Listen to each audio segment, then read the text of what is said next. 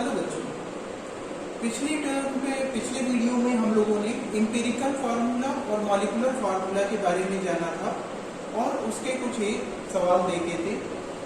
आज उसी को कंटिन्यू करते हुए हम फिर से कुछ एक्सरसाइज से रिलेटेड क्वेश्चन कर रहे हैं। तो आइए देखते हैं कि ये सवाल कैसे हल होते हैं। तो क्वेश्चन हम अपना दिया हुआ है कि find the empirical formula of the compound having following percentage composition. कोई कंपाउंड है, उसका परसेंटेज कंपोजिशन हमें दे रखा है। इस परसेंटेज कंपोजिशन में देखिए है क्या, लेड 62.5% है, नाइट्रोजन 8.5% है और ऑक्सीजन 29% है। तो जैसा कि पिछली बार हम लोगों ने देखा था कि एम्पिरिकल फार्मूला और मॉलिक्यूलर फार्मूला निकालते समय, कैलकुलेट करते समय हमें एक टेबल बनानी होती है। तो फिर से उसी टेबल को हम बनाते हैं, जिसमें पहले कॉलम में एलिमेंट, दूसरे में दिया गया परसेंटेज, तीसरे कॉलम में एटॉमिक मास, चौथे कॉलम में एटॉमिक रेशियो और पांचवें कॉलम में सिंपलेक्स रेशियो लिखना होता है। तो सारी चीजें हमने यहाँ पर लिख लिया है। लेड 62.5% दिया गया था, लिख लेते हैं। लेड का एटॉमिक मास 207 होता है, 207.1 या 2 रहता है, तो हम इसको नियर अबाउट 207 ऐसा होल नंबर ले लेते हैं। अब एटॉमिक रेशियो के लिए जैसे हम लोग नंबर ऑफ मोल निकालते थे, सेम वही प्रोसेस यहाँ पर होता है। बस यहाँ पर परसेंटेज अपना मास की तरह से कंसीडर किया जाता है। तो 62.5 upon 207 mass upon atomic mass, या कह लीजिए इस क्वेश्चन के regarding percentage upon atomic mass, ये आ जाता है 0.30। इसी तरह से नाइट्रोजन का हम कैलकुलेट करते हैं तो हमारा एटॉमिक रेशियो आता है 0.60 और ऑक्सीजन का परसेंटेज हम कैलकुलेट करते हैं तो आ जाता है 1.8।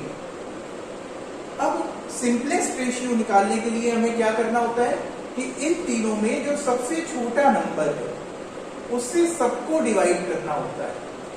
तो यहां पर अपना सबसे छोटा नंबर है 0.30, तो 0.30 से सबको डिवाइड करना है, यानी 0.30 से 0.30 को डिवाइड करना है, 0.60 को 0.30 से डिवाइड करना है और 1.8 को भी 0.30 से ही डिवाइड करना है। तो यहां पर लेड का जो सिंपलेस्ट रेशियो आ रहा है वो है 1, नाइट्रोजन का सिंपलेस्ट रेशियो आ रहा है 2 और ऑक्सीजन का सिंपलेस्ट रेशियो आ रहा है 6।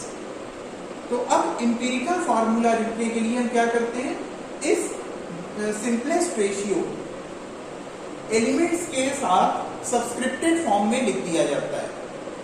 जैसे देखिए लेड के नीचे 1, तो 1 लिखिए या न लिखिए कोई बात नहीं है। नाइट्रोजन के नीचे इसका सिंपलेस्ट रेशियो आया था 2 और ऑक्सीजन के नीचे या सब्सक्रिप्टेड फॉर्म में इसका रेशियो आया था 6। तो एम्पिरिकल फार्मूला हमारा बन रहा है PbN2O6। अब यहां पर आपको देखना पड़ेगा, यहां पर 2 और 6 में से 2 को हमने कॉमन निकाल दिया है, जैसे कि हम लोग मैथ्स में करते हैं। तो हमारा एम्पिरिकल फार्मूला बन जाता है PbNO3 होल ट्वाइस।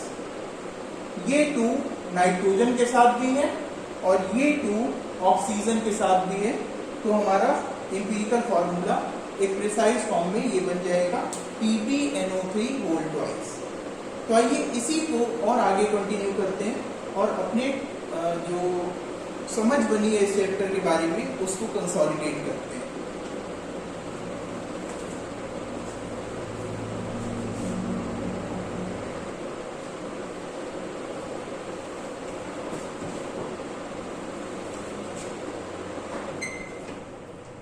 बच्चों, पिछले क्वेश्चन में जैसे हम लोगों ने मॉलिक्यूलर फार्मूला जाना था, एम्पिरिकल फार्मूला जाना था, उसी को कंटिन्यूटी में आगे ले जा रहे हैं और एक और क्वेश्चन इसका देख लेते हैं।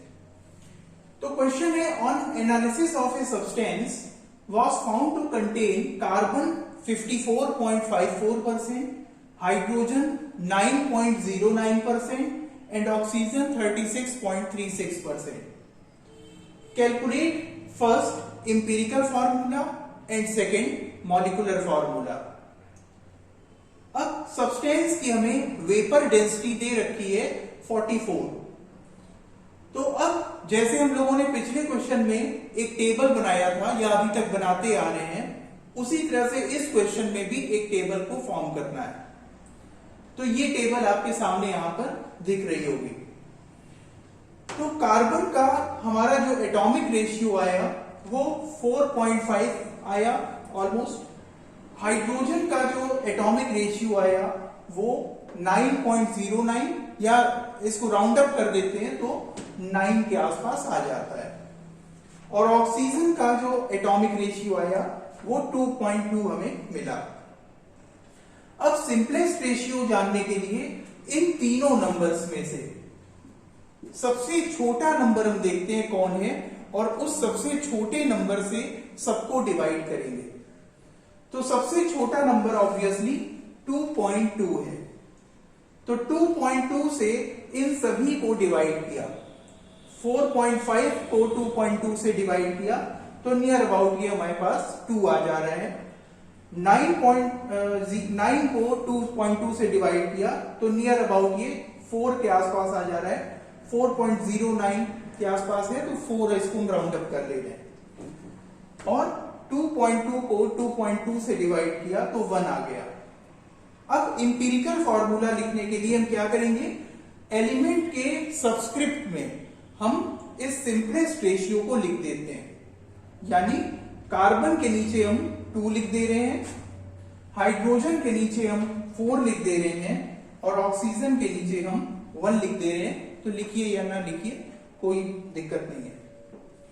अब यहां पर सेकेंड पार्ट में हमसे मॉलिक्यूलर फार्मूला इस सब्सटेंस का पूछा गया है।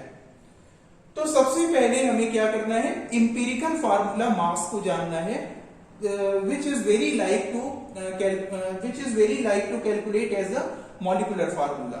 जैसे हम मॉलिक्यूलर मास को कैलकुलेट करते थे मॉलिक्यूलर फार्मूले से, वैसे ही हम इंपीरिकल फार्मूला मास को भी कैलकुलेट करेंगे। तो कार्बन 2 है हमारे पास, तो 2 into 12, क्योंकि कार्बन का एटॉमिक मास 12 है। हाइड्रोजन हमारे पास 4 है, तो 4 into 1, because the atomic mass of hydrogen is 1 and oxygen is 1, so I have written 16 because the atomic mass of oxygen is 16. Now if we calculate, then we get empirical formula mass equals to 44। अब यहां पर एक चीज और ध्यान में रखिएगा कि हमें वेपर डेंसिटी इस सब्सटेंस की दी गई है, मॉलिक्यूलर मास इस क्वेश्चन में नहीं दिया गया है। तो एक फॉर्मूला हम लोग रिकॉल कर लेते हैं कि मॉलिक्यूलर मास वेपर डेंसिटी का डबल होता है। उसी फॉर्मूले को यहां पर यूज किया गया है कि molecular mass equals to 2 times of vapour density. तो 2 into 44, वेपर डेंसिटी हमें 44 दी गई थी, दिस बिकम्स 88। अब यहां पर आपको याद होगा एक वीडियो में हमने एक फैक्टर n निकाला था। तो n यहां पर एक फार्मूले से हमने निकाला था, वो फार्मूला है molecular mass upon empirical formula mass. अब सब्सटेंस का मॉलिक्यूलर मास 88 आया और इसका इंपीरिकल फार्मूला मास 44 आया, तो हमारा जो फैक्टर n है वो बन गया 2। अब मॉलिक्यूलर फार्मूला इंपीरिकल फार्मूले का n टाइम्स होता है, यानी जो भी इंपीरिकल फार्मूला हमारा कैलकुलेट हुआ है उसमें इस फैक्टर n से मल्टीप्लाई हमें करना होता है। तो इंपीरिकल फार्मूला का बच्चों C2H4O और मल्टीप्लाइड बाई n हमने जाना था कि 2 आया है, तो 2 का मल्टीप्लाई 2 में, तो कार्बन हमारे पास हो गया 4। 2 का मल्टीप्लाई हाइड्रोजन के 4 में, तो हाइड्रोजन हमारे पास हो गए 8, और 2 का मल्टीप्लाई ऑक्सीजन के 1 के साथ, तो ऑक्सीजन हमारे पास आ गए 2। तो हमारा जो मॉलिक्यूलर फॉर्मूला यहां से ड्रॉ हो रहा है वो है C4H8O2। तो इस तरह से हमने देखा कि इंपिरिकल फार्मूला और मॉलिक्यूलर फार्मूले से रिलेटेड क्वेश्चन कुछ ये टेबल बना के किए जाते हैं और जो भी चीजें हमें दी गई हैं उसी को हमें यूज करते हुए अपने सवाल को प्रोसीड करना है। तो आइए थोड़ा सा इस चैप्टर के बारे में और जान लें और फिर ये कंक्लूड कर लेते हैं।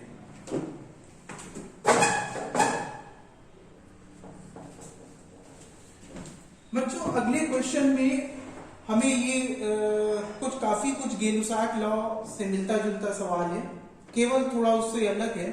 गेलुसाक लॉ में हम केवल गैसेस के बारे में डील करते थे, इस क्वेश्चन में हम यहाँ पर सॉलिड्स के बारे में भी डील कर रहे हैं और नॉर्मली अपने यूनिटरी मेथड को इस्तेमाल कर रहे हैं। तो क्वेश्चन में आपसे पूछा गया है कि find the mass of lead form by the reduction of 342.5 gram of red lead. Red lead का फॉर्मूला है Pb3O4 in a current of hydrogen. In a current of hydrogen का मतलब रेड लेड के ऊपर हमने हाइड्रोजन को पास किया और रिड्यूस किया। And also find the mass of hydrogen used up at NTP। तो नॉर्मल टेम्परेचर एंड प्रेशर पर अगर इतने ग्राम 342.5 ग्राम रेड लेड को रिड्यूस करना है तो कितनी हाइड्रोजन कंज्यूम होगी, कितनी हाइड्रोजन हमारी यूज होगी। तो जैसे हम लोग गेलुसाक लॉ में के सवाल को करने से पहले बैलेंस्ड इक्वेशन लिख लेते थे, ठीक उसी तरह से यहां पर भी हमने अपना बैलेंस्ड इक्वेशन लिख लिया है जो कि है Pb3O4 plus 4H2 equal to 3Pb plus 4H2O। This is our balanced reaction. अब पहले पार्ट को हम करते हैं कि कितना 342.5 ग्राम रेड लेड से कितना लेड बनेगा। तो सबसे पहले मैंने यहां पर Pb3O4 का मॉलिक्यूलर मास लिख लिया है। लेड का एटॉमिक मास 207 है, तो 3 इंटू 207 प्लस 4 इंटू 16 ये हमारा कैलकुलेट करके आ जाता है 685 ग्राम। और कितना ग्राम लेड बना, तो 3 इंटू 207 यानी 621 ग्राम लेड बना। यानी अगर इस रिएक्शन में हम 685 ग्राम रेड लेड लेते तो हमें 621 ग्राम लेड मिलना था। वही चीज यहां पर लिखी हुई है। अगर हम 1 ग्राम रेड लेड लेते तो हमें 621 अपॉन 685 ग्राम लेड मिलना था। तो अगर क्वेश्चन में दिया गया हम लेड ले लें 342.5 ग्राम को, तो हमें जो लेड मिलेगा वो होगा 621 upon 685 into 342.5 gram of lead, यानी 310.5 ग्राम हमें लेड इस रिएक्शन में या क्वेश्चन के अकॉर्डिंग दिए गए रेड लेड से मिलेगा। अब इसी क्वेश्चन के सेकेंड पार्ट को आइए देखते हैं कि कितनी hydrogen normal temperature and pressure पर यूज हो रही है, यहां पर कितनी हाइड्रोजन कंज्यूम होगी।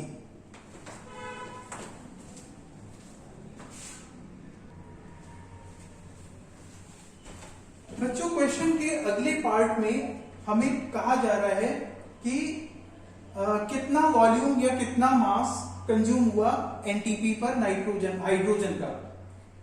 तो यहां पर सिर्फ इतने पार्ट को आप देखिए, जो रिएक्टेंट साइड है हमारा। अगर 685 ग्राम रेड लेड को हमें कंप्लीटली रिड्यूस करना होता तो हमें 4 इंटू 22.4 डेसीमीटर क्यूब या 89.6 डेसीमीटर क्यूब हाइड्रोजन चाहिए होती। 22.4 डेसीमीटर क्यूब इसलिए क्योंकि किसी भी गैस का मोलर वॉल्यूम एनटीपी या एसटीपी पर 22.4 डेसीमीटर क्यूब या 22.4 लीटर होता है। तो 685 ग्राम रेड लेड को रिड्यूस करने के लिए हाइड्रोजन चाहिए थी 89.6 डेसीमीटर क्यूब। अगर 1 ग्राम को हम रिड्यूस करना चाहें रेड लेड को, तो 89.6 अपॉन 685 डेसीमीटर क्यूब हाइड्रोजन चाहिए होगी। तो अब क्वेश्चन में हमें दिया गया है कि हमें 342.5 ग्राम रेड लेड को रिड्यूस करना है। तो 342.5 ग्राम रेड लेड को रिड्यूस करने के लिए 89.6 upon 685 into 342.5 decimetre cube hydrogen चाहिए एनटीपी पर, या कह लीजिए 44.8 डेसीमीटर क्यूब हाइड्रोजन हमें एनटीपी पर चाहिए।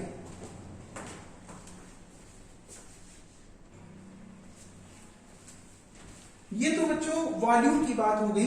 अब जैसे हमें मास निकालना हो हाइड्रोजन का कि कितना मास यूज हो रहा है, तो आप देखिए एनटीपी पर अगर 22.4 डेसीमीटर क्यूब हाइड्रोजन गैस हम लेते तो उसका मास होता है 2 ग्राम। 2 कहां से आया? 2 आया हाइड्रोजन गैस के मॉलिक्यूलर मास से। H2 का मॉलिक्यूलर मास 2 होता है। तो 44.8 डेसीमीटर क्यूब हमें गैस मिली है, जो कि 22.4 का डबल है। तो यहां पर मास भी डबल हो जाएगा, यानी 2 इंटू 2 दैट इज 4 ग्राम। तो अगर वॉल्यूम के टर्म्स में हमसे पूछें कि कितनी हाइड्रोजन यूज हो रही है, तो 44.8 डेसीमीटर क्यूब वॉल्यूम के टर्म्स में, और अगर मास के टर्म्स में हमसे पूछें तो 4 ग्राम हाइड्रोजन इस रिएक्शन में इस डेटा के अकॉर्डिंगली यूज अप हो रही है। तो इस तरह से हम देखते हैं कि मोल कॉन्सेप्ट के क्वेश्चंस कुछ ऐसे हल किए जाते हैं, और आप इनको प्रैक्टिस करिए। जितनी आप प्रैक्टिस करेंगे उतना ही आपके नए नए तरह के क्वेश्चंस मिलेंगे, उतना ही ज्यादा आपके आइडियाज कंसोलिडेट होंगे, और ये आगे के क्लासेस में भी आपको हमेशा हेल्प करता रहेगा। तो अगले वीडियो में हम कुछ और नई इंफॉर्मेशंस, कुछ और नए टॉपिक्स के साथ आगे प्रोसीड करेंगे अपने साइंस सब्जेक्ट को, और नई चीजों को जानेंगे कि साइंस में और चीजें क्या हैं और कैसे हल होती हैं, उसकी थ्योरी के बारे में, उसके कुछ क्वेश्चन आंसर्स, और अगर कुछ न्यूमेरिकल्स वगैरह हैं तो वो सब कुछ। Thank you.